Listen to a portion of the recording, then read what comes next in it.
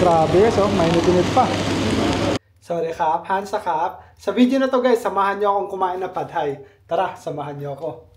So guys, nandito na tayo sa harapan ng shop nila. Tara, samahan nyo ako mag-order. Grabe, ang laki ng menu guys. Oo, kanina kap. Pad thai 2 เครื่อง Excited na ako sa pad thai guys.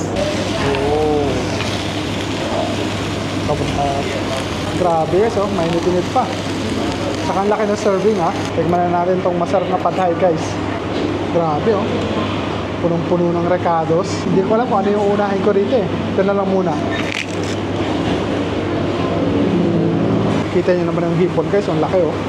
Pag binalot siya guys ng egg. And then yung pad thai. Makikita mo sa loob. Grabe oh.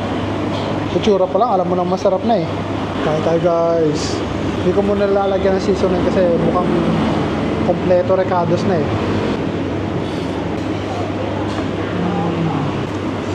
Oh wow, medyo spicy na agad siya guys ha. So manamis na siya, maasim-asim, spicy. Supposedly ang pad thai hindi siya spicy except na lalagyan mo na ng mga seasoning. Pagkain itong mga to. So may chili, may sugar, may peanuts. Pero since matamis na siya and medyo spicy, itong peanuts na lang ang ilalagay ko.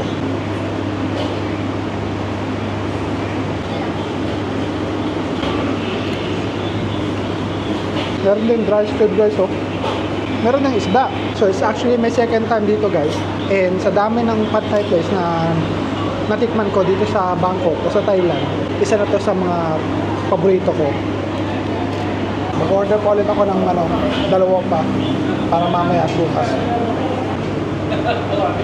Alay, bandami.เข้าใจเป็นครับเป็นกันทุกคนแหละเป็นกันทุกคนใช่